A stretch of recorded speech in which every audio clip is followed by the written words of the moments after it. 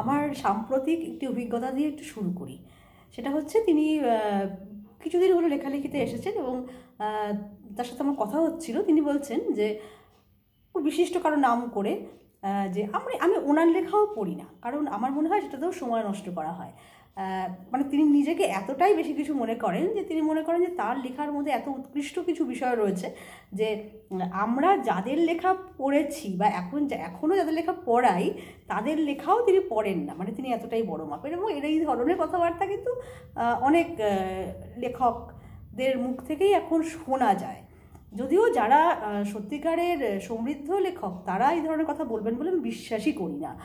আর আরেকটি বিষয় হচ্ছে যে আমি লেখা শুরু করতে না করতেই আমি মার্কেটিংটা শুরু করে দিলাম। মানে কী করে আমার বইটাকে বিক্রি করতে হবে ছলে বলে কৌশলে আমি পাঠককে বুঝিয়ে আমার নানান রকম করে বিজ্ঞাপন করে আমি আমার বইটাকে তাদের কাছে পৌঁছে দেবো আর কি। মানে তারা যদি নিজে থেকে নাও কেনেন তাও তাকে আমরা কিনতে বাধ্য করবো আর কি। এই যে একটা মানে সাংঘাতিক রকমের সমস্যা। আরেকটি অভিজ্ঞতা আমার হয়েছিল, সেটা হচ্ছে যে কেউ একজন আমাকে বললেন তুমি আমাকে দুটো কবিতা দিও আর তারপরে তোমার দুটো বিজ্ঞাপন জোগাড় করে দিতে হবে। হ্যালো, বিজ্ঞাপন জোগাড় করে দেবো মানে? তো তিনি বললেন যে না তো আসলে তুমি তো অনেক বড় লোক, ঠিক আছে তুমি তাহলে আমাকে কিছু ডোনেশান দিয়ে দিও। সে কি কেন, আমি ডোনেশান দিয়ে আমার লেখাটা কেন আপনাকে দিতে যাব?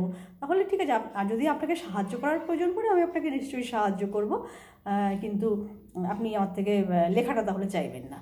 তো এই তো হচ্ছে বাংলা সাহিত্যের সাম্প্রতিকতম অভিমুখ। যারা লিখছেন বা যারা ওই সম্পাদনা করছেন সবাই এরকম নিশ্চয়ই নয়, কিন্তু যদি 100 জনের মধ্যে 10 জনও থাকে এটাকে কিন্তু আমাদের ঠেকাতে হবে। এই যে এতটা মানে অসততা প্রতিটি মুহূর্তে, এটা কোনো ভালো কিছুর ইঙ্গিত দেয় না।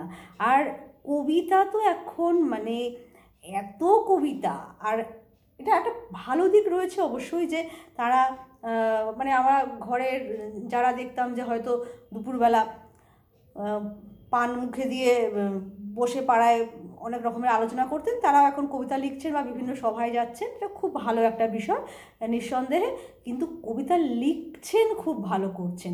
কবিতাটাকে কিন্তু লিখতে হয় সেটা একটু শিখতে হবে।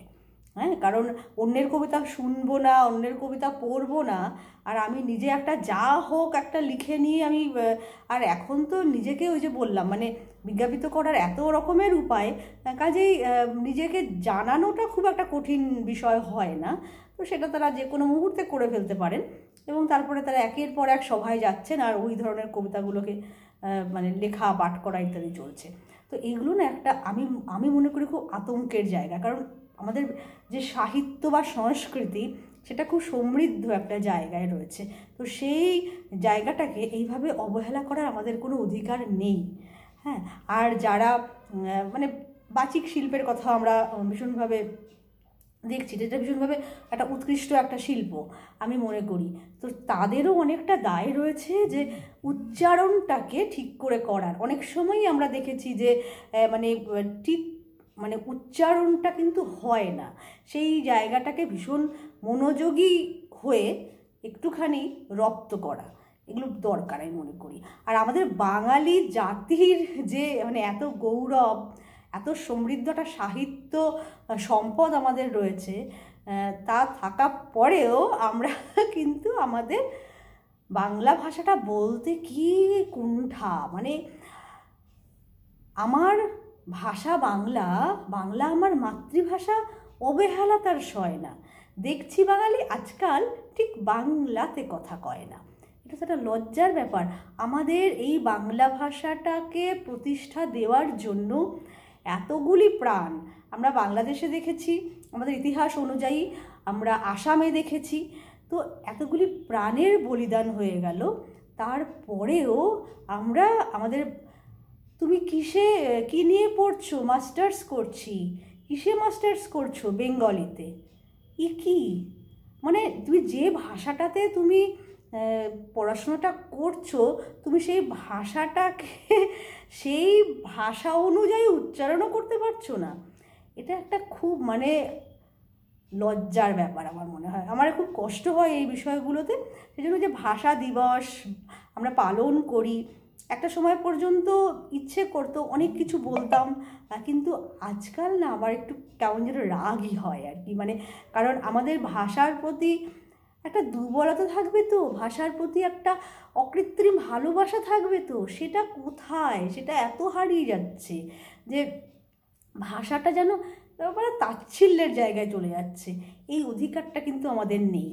কাজেই আমাদের ভাষাকে বাঁচানোর জন্য অনেক বেশি নিখুঁত হতে হবে, এবং আমাদের মানে এত একটা সমৃদ্ধ সাহিত্য সম্পদ থাকার পরেও আমরা বাংলা ভাষায় কথা বলতে গিয়ে এত হোঁচট খাই, এবং অনেকটাই ইচ্ছাকৃত হোঁচট খাই। এই লজ্জাটাকে আমাদের ঢাকতেই হবে যেভাবেই হোক, তাহলেই আমাদের ভাষা দিবস উদযাপনের সার্থকতা। এবং এটা মাথায় রাখতে হবে, সারা পৃথিবী স্বীকৃতি দিয়েছে যে ভাষাটার জন্য আন্তর্জাতিক মাতৃভাষা দিবস 21শে ফেব্রুয়ারি যে ঘটনাটি ঘটেছিল 1952-তে ঢাকাতে, তো সেই দিনটাকে তারা স্বীকৃতি দিয়েছেন। কাজেই এত অবহেলা করার কিছু ব্যাপার নেই, আমাদের কিন্তু এটা মাথায় রাখতে হবে, সেটা কিন্তু বাংলা ভাষার জন্য। কাজেই বাংলা ভাষাকে আমাদের এতখানি সম্পদপূর্ণ একটা ভাষাকে এভাবে অবহেলা করলে চলবে না। আমরা আমাদের ভাষাকে গরিমার সঙ্গে উচ্চারণ করব। জয় হোক বাংলা ভাষার, জয় হয়েই আছে, আবার নতুন করে একটু বললাম। নমস্কার।